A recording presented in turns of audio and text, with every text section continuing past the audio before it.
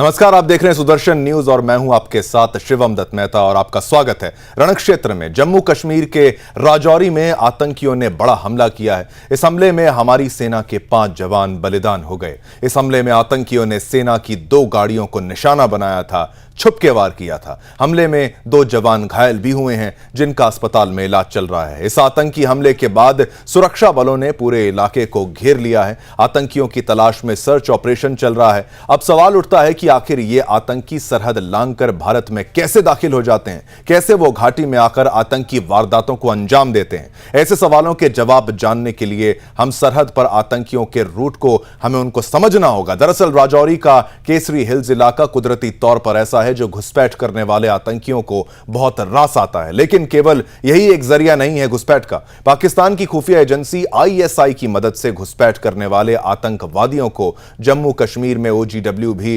रास्ता दिखाते हैं।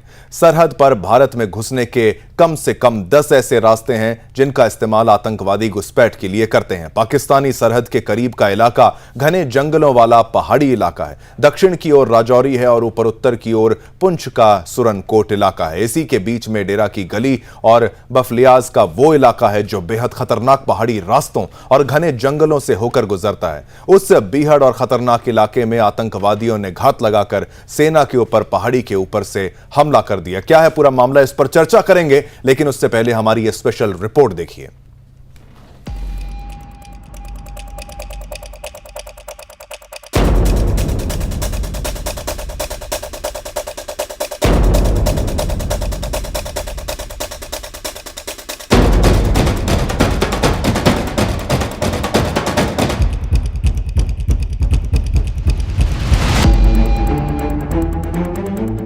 राजौरी के घने जंगलों से निकलकर एक बार फिर आतंकियों ने सुरक्षा बलों पर हमला कर दिया। सुरक्षा बल आतंकियों के इस कायराना हमले का जवाब देने में जुटे हैं, पर इस हमले में हमारे 5 जाबाज जवान बलिदान हो गए।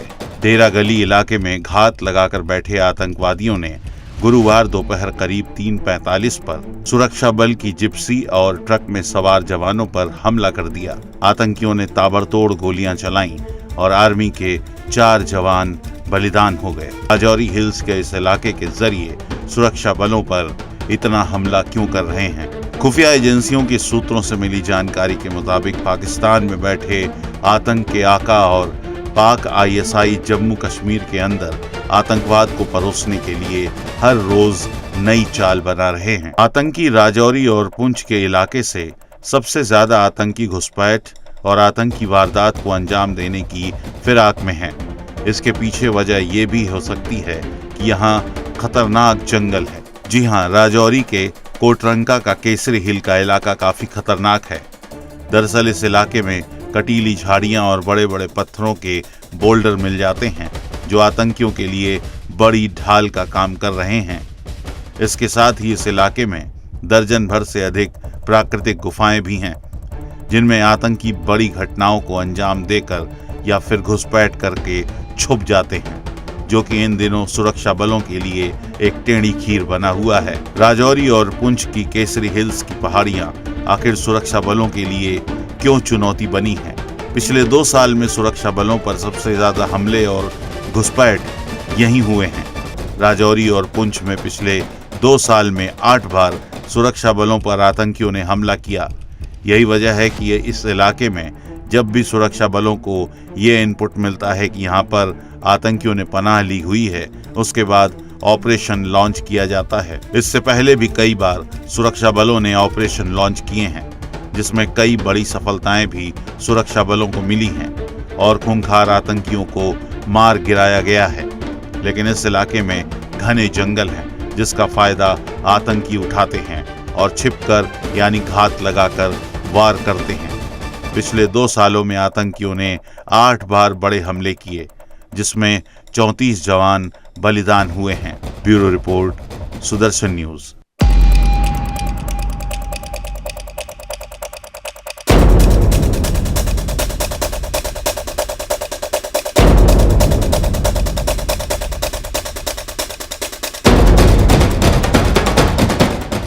तो हमारे वीर जवानों का बलिदान हमारा हिंदुस्तान बिल्कुल नहीं सहने वाला है। और आपको बता दें, इस तरीके के कायराना हमले अगर पाकिस्तान की तरफ से किए जा रहे हैं तो ये उसकी इस मंशा को दिखा रहा है, उसकी परेशानी को दिखा रहा है, उनके दुख को जताता है कि कैसे अब वो छटपटा रहे हैं, हमारे देश के जवानों को टारगेट बना रहे हैं, हमारे यहाँ देश के अंदर आतंकी गतिविधियों पर उनको अंजाम वो यहाँ पर दे रहे हैं। और बेहद निंदनीय तो है ही, और साथ ही साथ पूरा देश अब केवल और केवल बदले की मांग कर रहा है कि कब जाके हमारी देश की सेना, हमारा देश मिलकर इस आतंकी घटना का बदला लेने वाला। मैं चाहूंगा हमारे तमाम पैनलिस्ट जो हमारे साथ जुड़े हैं वो भी आपकी टीवी स्क्रीन पर कुछ ही पलों में होंगे। स्वागत करना चाहूंगा यहां पर विजय कौशिक जी का, कांग्रेस के नेता, वो हमारे साथ हैं यहां पर, उनसे चर्चा की जाएगी। जीएल रैना, भाजपा के प्रवक्ता, वो उनका आपका धन्यवाद, आप आए।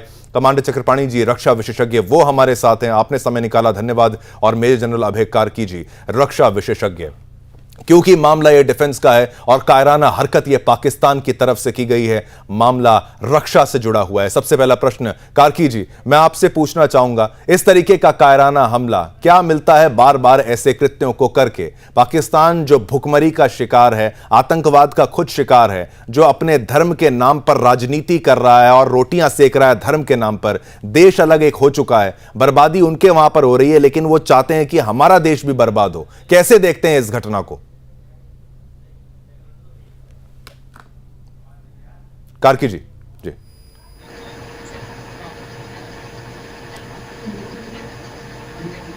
ठीक है कार्की जी, यहां पर आपका ऑडियो का थोड़ा सा इश्यू आ रहा है, हम चाहते हैं इसको पहले ठीक करा लीजिए। कमांडर आपका ऑडियो शायद म्यूट है, उसको ठीक करा लेंगे। कमांडर चक्रपाणी जी, तब तक ये आपसे मैं सवाल पूछता हूं, इस घिनौने कृत्य का जिस तरीके से घात लगाकर छिपकर हमला किया गया और निशाना बनाया गया हमारे देश के जवानों का, हर एक व्यक्ति हमारे देश का, हर भारतीय कीमती है और जवान तो बहुत कीमती हैं, इतना गलत काम जो किया जा रहा है पाकिस्तान की तरफ से, कितनी निंदा करते हैं और इसका बदला लेना पूरा देश चाहता है। आपकी प्रतिक्रिया क्या रहेगी?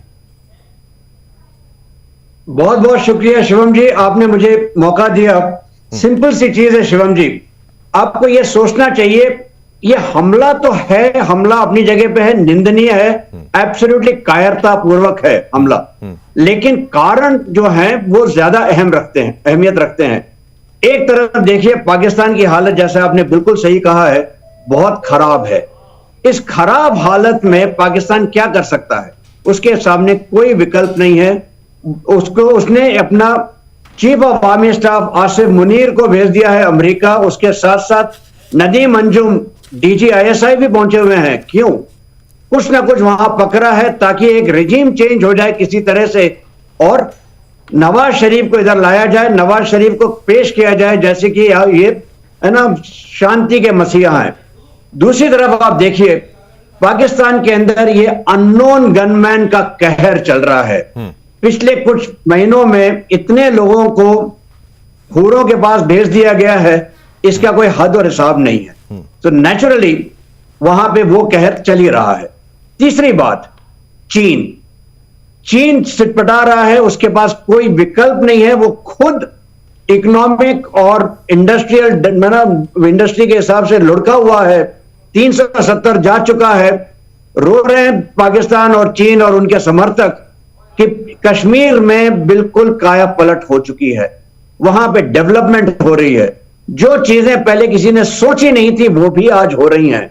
और उससे ज्यादा सबसे बड़ा डर जो उनको लग रहा है कि 2024 में अगर मोदी जी आ गए तो उनके पास जो भी थोड़ा बहुत अभी चांस है कांग्रेस को लाने का और अपनी सिचुएशन ठीक करने का, वो भी खत्म हो जाएगा। ये बेसिक कारण है। आगे हम इसके ऊपर और चर्चा करेंगे। बिल्कुल ठीक है। जिस तरीके से आपने बताया कि यहां पर जो परेशानी है वो इसलिए भी है कि क्या पता यहां पर वो छटपटा रहे हैं, और चीन का दखल अंदाजी की बात आपने करी। मेजर जनरल अभय कार्की जी, आपसे जो सवाल पहले था उसमें एक एडिशन करके मैं ये पूछता हूं, जो सामने बात आई है, जो बड़ी बात सामने ये आई है, उसमें एक चाइनीज एंगल भी बताया जा रहा है कि 2020 के बाद जो डिप्लॉयमेंट चीन की तरफ जो खिसकी है, जो वहां पर ज्यादा बेहतर जवाब दिया जा रहा है। गलवान की बात करें, डोकलाम की बात करें, तमाम उन एपिसोड्स की बात अगर करें, भारत की तरफ से जब से चीन को जवाब मिलने लगा है और चीन हालांकि दिखाता बहुत कुछ है, अंदर से जरूर वो खोखला, जिस तरीके से इकोनॉमी का जो एक गुब्बारा था उसका बलून, वो तो ब्लास्ट होता हुआ नजर आ रहा है। लेकिन अब जब बार हमारी पूरी यहां पर शिफ्ट हो रही है, पूरी डिप्लॉयमेंट, उससे परेशान होकर ये भी एक इनपुट्स आ रही हैं खुफिया सूत्रों से कि शायद उसको टैकल करने के लिए कि भाई आप दोबारा यहां पर जम्मू कश्मीर में एंगेज रहिए, हमसे मत उलझिए, हम तो परेशान हैं आपसे। यहां पर चीन का एंगल भी है क्या? जी शिवम, ये आपने बहुत अच्छा एनालाइज किया है। ओपन सोर्सेस में जो पता लगा है कि हमने चीन के खिलाफ 2020 के बाद अपनी फौज बहुत बढ़ाई है और वो फौज बाकी डिप्लॉयमेंट्स को रीएडजस्ट करके करी है। और नाजिर हाजिर है कि हो सकता है कि हमारे कश्मीर के डिप्लॉयमेंट भी रीएडजस्ट किए हों, और इसको पढ़ के जो पाकिस्तानी आईएसआई वगैरह है वो सोच रहे होंगे कि अभी क्योंकि फोकस इंडिया की फोर्सेस का पूरा चाइना की तरफ है, वेस्टर्न बॉर्डर की तरफ कम है, और 370 आने के बाद अभी जो पुलिस को ज्यादा अहमियत दी गई है, ज्यादा रिस्पॉन्सिबिलिटी दी गई है, तो ऐसे मौके पे हम जहां पे थोड़ा थिनिंग आउट हो सकता है, हो रखा हो, उस इलाके में आके अपने को एक्टिव कर दें। और वो उनको इसलिए छटपटाहट भी ज्यादा, जैसे बताया पाकिस्तान की आर्मी की जो इमरान खान का जो इंसिडेंट हुआ था, जो कोर कमांडर के घर में जनता घुस गई थी, तो उसकी इज्जत पे बहुत बड़ा आघात हुआ है। पाकिस्तान की आर्मी जो है आजकल केपीके हो गया, आपके पीओके में हो गया, वो जा नहीं पाती, गो बैक के उनके अपने स्लोगन चल रहे हैं। तो ऐसे मौके पे अपनी इज्जत और उठाने के लिए और जनता की आंख को अपने से हटा के कहीं और डाइवर्ट करने के लिए इंडिया पे अटैक करवाना, ये उनके लिए प्रायोरिटी 1 ऑब्जेक्टिव अभी है। और वो इस इलाके में क्योंकि इतने बीहड़ जंगल हैं, पहाड़ी इलाका है, हर मोड़ जो है वो एक एम्बुश साइट है, तो ऐसे में 2-4 अपने भेज के मोटिवेटेड लोगों को एम्बुश लगाना कोई बहुत बड़ी बात नहीं है। और ये हादसे जो हैं उनके द्वारा कराए जाएं, इससे चीन को भी फायदा होगा, क्योंकि जितनी वैली एक्टिव होगी, हो सकता है वो सोचते हो कि इंडिया अपनी जो है फौज को दोबारा कश्मीर में और बढ़ाएगी, और क्योंकि टोटल सम तो उतना ही होता है, इधर से एडजस्ट करके उधर भेजना है, ये चाइना की सोच हो सकती है। चाइना को बेशक प्रेशर कम पड़ेगा अगर ये हो जाए, लेकिन अब 370 के बाद जो हालात हैं, जो सिक्योरिटी एजेंसीज इंडिया के सपोर्ट में जो जनता आई है ग्रास रूट लेवल पे, जो आर्मी ने भी काम किया है, अब ये चल रहे इक्के दुक्के इंसिडेंट हो सकते हैं, कोई नहीं रोक सकता, एम्बुश को कोई नहीं रोक सकता है, लेकिन इसका सोच के कि ये पूरी हालात बदल गई, ऐसा नहीं है।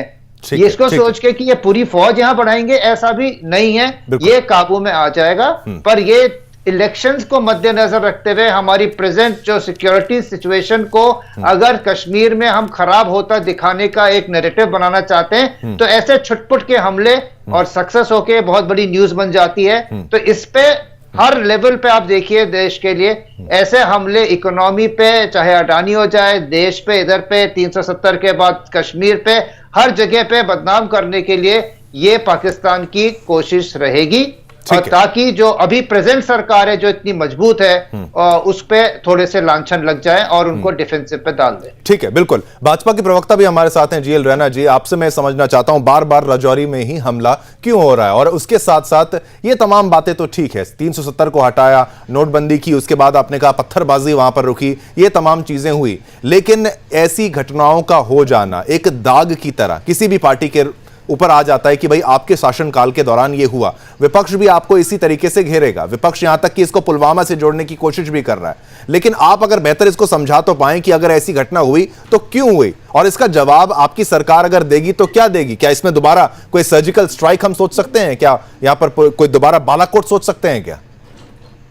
शिवम जी, सबसे पहले मैं उन वीर जवानों को अपनी तरफ से श्रद्धांजलि अर्पित करता हूं, उनके परिवारों के साथ संवेदना, और जो हमारे जवान जख्मी है उन ईश्वर से प्रार्थना करता हूं कि वो जल्दी से जल्दी ठीक हो जाए। 2 चीजें निश्चित रूप से तो देश की जनता अब मेरे से ज्यादा भी मांगती है, विश्वास करना चाहिए, उसको मैं और बढ़ाता हूं कि बदला तो निश्चित रूप से लिया जाए। जिन्होंने ये कायरतापूर्ण घटना की उनको तो बख्शा नहीं जाएगा, जहन्नुम में पहुंचाया जाएगा, इसमें किसी को भी कोई शक नहीं है, ना होना चाहिए। ठीक है, बिल्कुल, उसका शक नहीं है, लेकिन ये बार बार घटनाएं घटना। हाँ जी सुनिए, मैं वही बात कह रहा हूं, मैं ये इसको दाग से ज्यादा दर्द की तरह देखता हूं। ये दर्दनाक घटना है और उसके कारण जैसे हमारे रक्षा विशेषज्ञों ने कुछ बताए कि थिनिंग ऑफ फोर्सेस। आपको याद होगा कि पिछले 10-15 साल से ये इलाका कंपैरेटिवली शांत था और इस वजह से जो चाइना के बॉर्डर पर जिस प्रकार से आना, तो यहां से भी निकाले गए, ये ऐसा नहीं, यहां से भी कुछ फोर्सेस को रीडिप्लॉय किया गया। तो इसके बाद जो वहां पर है उनके लिए बड़ा एरिया कॉम करना, वो कंपैरेटिवली कुछ गैप्स छोड़ देता है। जंगली इलाका है, बहुत ही टेढ़ा, जैसे बताया टेरेन बहुत डिफिकल्ट है और रास्ते ऐसे ब्लाइंड। जीएल रैना जी, वही तो मेरा सवाल वही तो है कि अगर आपको पता लग रहा है परेशानी क्या हो रही है, ठीक है, मानते हैं जंगली इलाका है, वो तमाम परेशानियां फौज को वहां पर हो रही हैं, लेकिन आपकी सरकार ने काफी वादे तो किए हैं। आपने पीओके का भी वादा किया है और आपने सेना को आगे रखकर हर बार बात की है। इस बार इस मामले में आपको आगे रखा जाता है कि भाई आप प्रो सेना की बात करते हैं, आप प्रो कश्मीर, जम्मू कश्मीर के लोगों की बात करते हैं और पीओके को वापस लाने की भी बात करते हैं। क्या अब सही वक्त नहीं है? क्या अब मौका नहीं है? वहां लॉन्च पैड्स का जिक्र हो रहा है। पिछली बार भी जब कोई आतंकवादी घटना हुई तो लॉन्च पैड्स को पहले आइडेंटिफाई करते हैं, फिर उस पर हमला करते हैं, न्यूट्रलाइज करा जाता है वहां के लोगों को। शिवम जी, मुझे लगता है कि आप अप्रिशिएट करेंगे कि ऐसी सारी योजना जो होगी वो ना तो टीवी पर चर्चा उसकी हो सकती है, ना ऐसे पब्लिक में। वो जो हमारी लीडरशिप है, चाहे वो सैनिक फोर्सेस जो हमारे सैन्य दल है उनकी लीडरशिप है, चाहे पॉलिटिकल लीडरशिप है, देश की सरकार है, उन पर विश्वास हमारा इतना है कि वो निश्चित रूप से जो भी अच्छा होगा और जिस ढंग से अच्छा होगा, वो कोई रिएक्शन में आकर ऐसा रिएक्ट करके कर देंगे हमें खुश करने के लिए, ऐसा नहीं। वो दुश्मन को उसको सही उसका अपना स्थान दिखाने के लिए निश्चित रूप से होगा। इतना विश्वास देश की जनता को मैं पार्टी की तरफ से भी और सरकार की तरफ से दे ही सकता हूं और देश की जनता इसको मानती है। पर मेरा एक इसमें से थोड़ा सा और ये, कई बार क्या होता है कि जिसकी बात में कि इतना सारी जानकारी के बाद भी अगर ये घटना होती है तो कहीं ना कहीं मुझे जो लगता है कि कई बार हम कॉम्प्लिसेंसी में या ओवर कॉन्फिडेंस में एसओपीज का जो नॉर्मल प्रोसीजर्स है उनको कई बार लाइटली लेते हैं। शायद वो एक कारण बनता है जिसकी वजह से ऐसा रिपीटेडली होगा। लेकिन ये जो चुनाव को ध्यान में रखकर ये वो एरिया है, यहां से लेकर पूरा कुलगाम आगे तक ये पूरा इलाका उसको डोमिनेट करता है। इसलिए इसमें वापस पाकिस्तान और चाइना की मदद से, और इतना ही नहीं, जॉर्ज सोरोस वाले फंड्स की मदद से भी इसको और कैसे हॉट अप किया जाए चुनाव से पहले, ये निश्चित रूप से एक योजना है और उसको हम नजरअंदाज नहीं कर सकते और ना किया जा रहा है। बिल्कुल ठीक है। विजय कौशिक जी, इस हमले को किस तरीके से देखते हैं? एक आतंकवादी हमले के तौर पर पाकिस्तान जो ऐसा दुश्मन है लगातार कुछ ना कुछ करता आ रहा है, आए दिन वहां पर घाटी में आतंकवाद को फैलाने की कोशिश कर रहा है। आप मुस्कुरा तो रहे हैं, लेकिन ये इसको राजनीति से अभी तक मैं नहीं जोड़ रहा हूं, पर मैं आपसे जरूर पूछूंगा यह सवाल, क्या राजनीति से आप इसको जोड़ते हैं? जिस तरीके से ये कहा जा रहा है कि घाटी में काफी समय से उतना बड़ा कुछ नहीं हो रहा था, लेकिन एक मौका चाहिए था, क्या आप इसको 370 के रिएक्शन के तौर पर देखते हैं? क्या एंटी मोदी स्टांस के तौर पर देखते हैं? या फिर जिस तरीके से यहां पर वो विपक्ष जो यहां तक इसको पुलवामा से भी जोड़ने की बात कर रहा है, तो फिर ये तो बहुत खतरनाक आरोप आप लगाएंगे सरकार पर। कैसे देखेंगे इसको, घटना को? वो कारण था कि हम पाकिस्तान से किसी अच्छाई की उम्मीद कर नहीं सकते। पाकिस्तान से अच्छाई की उम्मीद करना किसी सांप से गाय के बछड़े को पैदा करवाने जैसी बात है जो संभव नहीं। जहां तक इस घटना की बात है, दुखदाई घटना है कि हमारे सैनिक इस हमले में शहीद हुए हैं और सीधे तौर पर इसकी जिम्मेवारी माननीय मोदी जी के ऊपर और गृह मंत्री जी के ऊपर आती है। क्यों? क्योंकि आपको ये जानकर हैरानी होगी कि जो सेना के अधिकारी हैं उनके पास लगभग 1 महीने से इस तरह की जानकारियां हैं कि इस क्षेत्र में जो पाकिस्तान जहां कब्जा करके बैठा है वहां पर तकरीबन 250-300 के करीब आतंकवादी तैयार किए जा चुके हैं जो कभी भी भारतीय सीमाओं में घुस सकते हैं। तो 56 इंच का दावा करने वाली कि 56 इंच का सीना और तमाम तरह की सर्जिकल स्ट्राइकों का दावा करने वाली मोदी सरकार पिछले 1 महीने से इन आतंकवादियों के खिलाफ कोई सर्जिकल स्ट्राइक क्यों नहीं कर पाई? इसके कारण मैं बड़ा हैरान हूं कि भाई जब सरकार के पास ये जानकारियां थी कि भाई इतने बड़े पैमाने पर आतंकवादी भारत की सीमा से के द्वारा भारत में घुसाने के लिए तैयार किए जा चुके हैं और वो कभी भी इंडिया में एंटर कर जाएंगे, तो मोदी जी को चुनाव लड़ाना छोड़कर, भाषणबाजी छोड़कर इस मुद्दे पर सेना के अधिकारियों के साथ योजना तैयार करके सर्जिकल स्ट्राइक कर देनी चाहिए थी। लेकिन इस सरकार के जो दांत हैं वो हाथी की तरह हैं, खाने के और हैं, दिखाने के और हैं। इनकी कथनी करनी में बड़ा भारी अंतर है। इन्हीं की गलतियों के कारण पुलवामा हुआ था। और उसके बाद आपको याद होगा एक डीएसपी को पकड़ा गया था, देवेंद्र सिंह भुल्लर, जो कि एक आतंकवादी को एक जगह से दूसरी जगह ले जा रहा था और उसका कहना था कि वो ये काम सरकार के इशारे पर करता रहा है और उसके बारे में आज तक सरकार ने कोई खुलासा नहीं किया है। दूसरी चीज, मोदी राज में जो हमारी विदेश नीति है देश की, वो सारी फेल है। मोदी जी के कार्यप्रणाली के कारण श्रीलंका आज हमारा विरोधी है, आज बांग्लादेश हमारा विरोधी है, सब चाइना के हक में काम कर रहे हैं। अच्छा। नेपाल हमारे विरोध में है, चाइना के हक में चला गया। भूटान जैसा देश चाइना से हाथ मिला रहा है। ठीक है। पाकिस्तान तो है ही चाइना के साथ। तो चारों तरफ जो हमारे कभी मित्र हुआ करते थे, आज वो सब हमारे दुश्मनों से मिल गए हैं।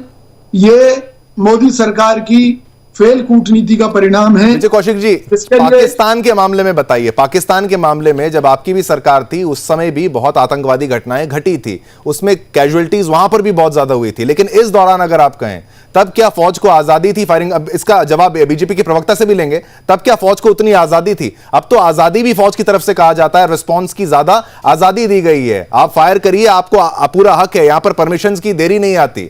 यहां पर आप उरी की बात करें तो वहां सर्जिकल स्ट्राइक हुआ, पुलवामा में बालाकोट हुआ, तमाम जवाब तो दिया जा रहा है ना। पहले तो जवाब नहीं दिया जाता, ऐसा आरोप भाजपा आप पर लगाती है। शिवम भाई, हर सरकार की अपनी एक नीति होती है। हमारी सरकार की एक नीति थी, मारो लेकिन इस तरह का शोर मचाओ कि भाई हमें मारा जा रहा है। पहले अंतर्राष्ट्रीय स्तर पर भारत की जो छवि थी वो पाकिस्तान से पीड़ित की थी, जबकि हम सर्जिकल स्ट्राइक भी करते थे, हम दुश्मनों को मारते भी थे। अच्छा। हम पाकिस्तान को भूतोड़ जवाब भी देते थे और ये बात सेना के अधिकारी खूब अच्छी तरह जानते हैं। फर्क केवल इतना आया है कि मोदी सरकार ने एक आक्रामक छवि पेश की कि नहीं जी हम तो दुश्मन को घर में घुसकर मारते हैं।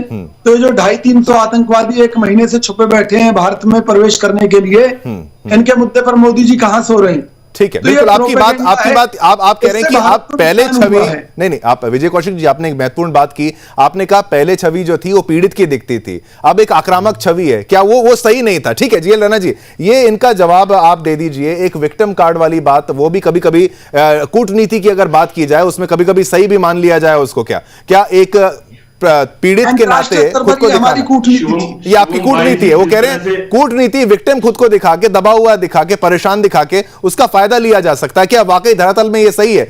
डिफेंस एक्सपर्ट से भी मैं लूंगा इसका। पहले जीएल राणा जी आपका एक शॉर्ट आंसर इस पे। शिवम जी, जिस तरह से पाकिस्तान से किसी अच्छाई की उम्मीद नहीं की जा सकती, आप कांग्रेस से भी किसी अच्छाई देश के बारे में कर नहीं सकते उम्मीद, और वो भी खासकर सेना और इससे जुड़े हुए मामलों पर राजनीति करती रहेगी। इनकी इमेज कैसी थी? शर्मल शेख में कहा था जी हाँ हम पाकिस्तान में आतंकवाद बढ़ाते हैं, स्टेटमेंट है, ये इनकी नीति थी। इनकी नीति ये थी कि श्रीलंका इतना दोस्त था कि इनके ही जो समय में प्रधानमंत्री थे उन पर वहां पर कैसे अटैक हुआ था वो इतने हमारे नजदीक थे। नेपाल के साथ क्या हो रहा था या बांग्लादेश से लेकर क्या था उसमें जाने की मेरे को जरूरत पड़ती नहीं है। जो एक्सपर्ट्स हैं, मुझे लगता है ये काम एक्सपर्ट्स पर छोड़ना चाहिए, न कि राजनीतिक उन लोगों पर कि हमारी जो विदेश नीति है, चाहे वो विक्टिम की है या हम जिस आगे देश को जिस तरह से ले जाना चाहते हैं एक विकसित राष्ट्र की तरफ बिहेव करते हुए, कि हमारे साथ जो बुरा करेगा उसको उससे दुगनी ताकत के साथ मारकर उसको सीधा करेंगे। सिर्फ एक ही छोटी सी बात करके इन्होंने कहा कि हमारे समय भी सर्जिकल कर रहे। झूठ की कोई सीमा होती है। सेना ने एक बार नहीं, सेना के रिटायर्ड अधिकारियों ने कई बार छोड़ा कि हम एलओसी के 1-2 किलोमीटर तक तो जाते थे, उसमें कोई डाउट नहीं है। कभी एयर स्ट्राइक या कभी किया नहीं है, वो बोलते कैसे? लेकिन हम इस चीज को, क्योंकि हम मानते हैं ये देश की सुरक्षा के साथ जुड़ा हुआ है, इस पर राजनीति करके इस प्रकार से चर्चा नहीं करनी चाहिए, ये हमारा विश्वास है। बिल्कुल विजय कौशिक जी, आपने एक बड़ी बात यहां पर बोल दी। पहले हमारी छवि ये थी कि पाकिस्तान हमें प्रताड़ित कर रहा है, अब हम एक एग्रेसिव स्टांस अगर लेके चल रहे हैं तो क्या वो हम गलत कर रहे हैं? क्या देश के नौजवानों को, लोगों को अगर हम एक छवि बताएं कि भाई हम ताकतवर हैं, अब आप इसको पहचानिए, हमारी सेना ज्यादा बेहतर है, हम सब कुछ कर सकते हैं, और चीन तभी तो डरेगा ना। चीन आपको डराता जाएगा, आप डरते रहेंगे, मार हम खाते रहेंगे, क्या वो स्वीकार है? उनका तो एमओयू है चीन के साथ, उनका तो उनके साथ एमओयू है, ये कैसे चीन को डराएंगे? ठीक है, इन्होंने बताया कभी उस एमओयू में क्या लिखा है? ठीक है, बिल्कुल बिल्कुल। हमारी पॉलिसी बड़ी सीधी थी कि बताइए। सांप भी मर जाए और लाठी भी न टूटे। अच्छा। हम पाकिस्तान को पीटते भी थे और अंतर्राष्ट्रीय स्तर पर यह दिखाते थे कि हम पीड़ित हैं, लेकिन मोदी सरकार ने जो नैरेटिव चेंज किया इसका नुकसान सुन लीजिए।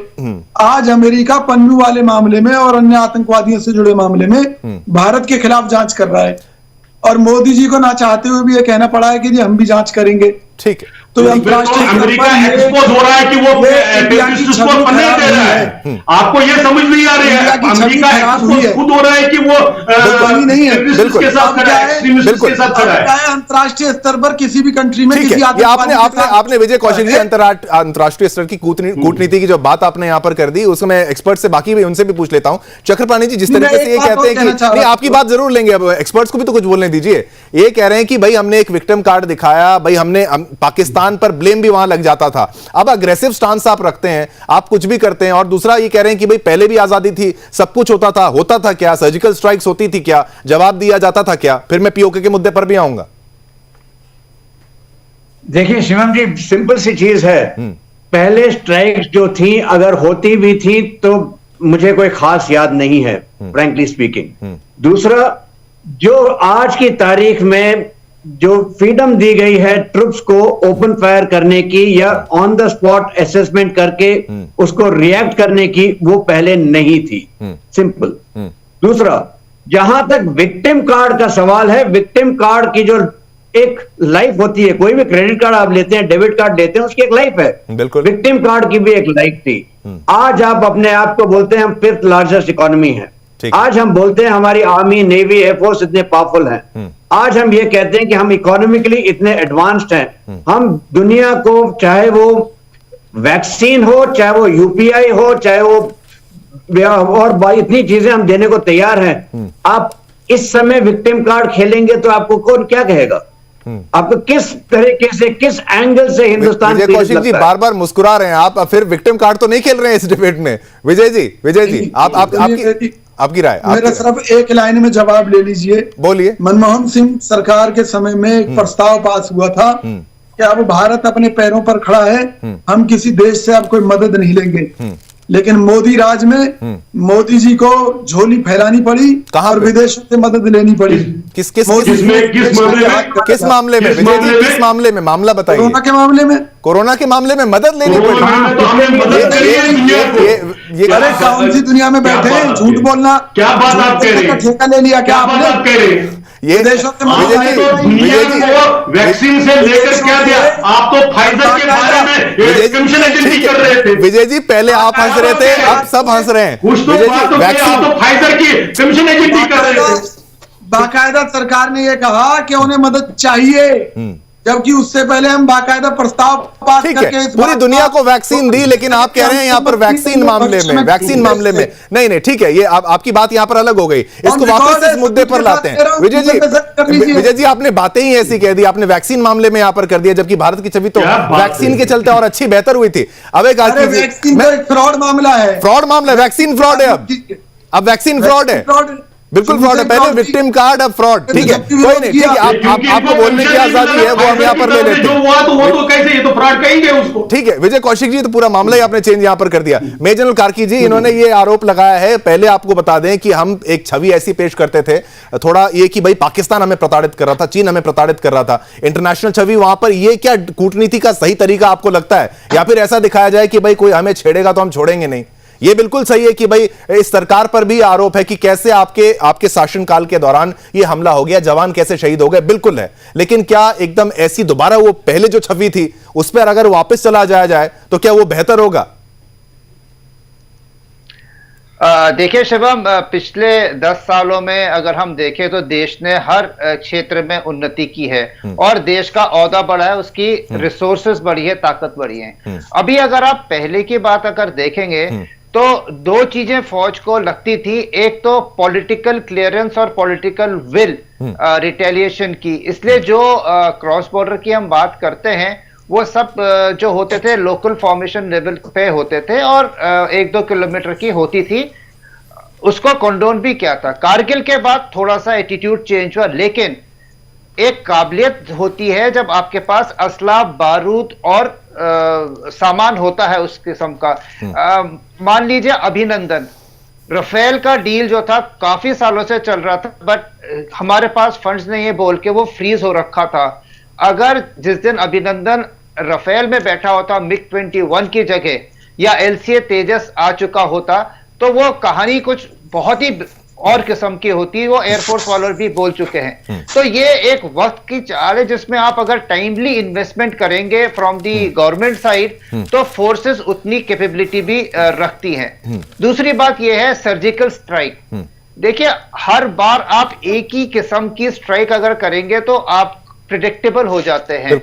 इसमें अगर हम देखें, जो पिछले रजौरी में जब हुआ था, एक बार हम आपके चैनल पे मैं आया था, बात की थी, जिसने करा है उसको पीड़ा होगी, वो आज पता नहीं लगेगा, लेकिन थोड़े दिनों बाद। अभी आप आजकल देखिए जिस हिसाब से पाकिस्तान में एक के बाद एक लीडर जो है वो जन्नत की ओर जा रहे हैं, इनके टेररिस्ट ऑर्गेनाइजेशंस के। हमने कैपेसिटी और कैपेबिलिटी बढ़ाई है।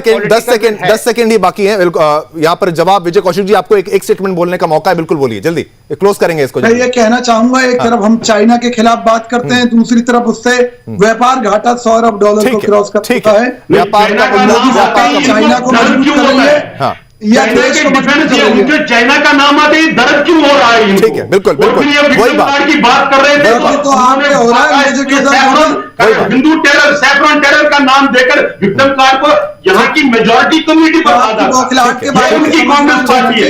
एक चीन के ऊपर समय का अभाव है। सारे मुद्दे यहाँ पर कवर किए गए। बहुत बहुत धन्यवाद विजय कौशिक जी, कांग्रेस के नेता यहाँ पर थे। GL रैना जी भाजपा से, कमांडर चक्रपाणी जी आपका धन्यवाद, मेजर लबेकार की जी आपका बहुत बहुत धन्यवाद। तो मुद्दा बड़ा है, लेकिन कई मामले ये भी आप देखिए कि लगातार भारत पर जो हमले होते हैं उसका जवाब क्या लिया जाता है, नहीं लिया जाता। इसको आप इस बात से भी समझ सकते हैं कि पाकिस्तान में कुछ ऐसे आतंकवादी हैं, कुछ ऐसे लीडर हैं जो आए दिन मारे जा रहे हैं। एक अननोन गनमैन की बात भी यहां पर सामने आ रही है कि कौन ये खुफिया आदमी है जो ऐसी हत्याओं को कर रहा है, चाहे वहां पर खालिस्तानी आतंकवादियों की बात हो, चाहे इस्लामिक आतंकवादियों की बात हो। तो मुझे यानी शिवम दत्त मेहता को इस मुद्दे में आज्ञा दीजिए। कल फिर एक नए मुद्दे के साथ आपके समक्ष पेश हो जाऊंगा। तब तक के लिए सुदर्शन न्यूज की टीम की तरफ से जय हिंद।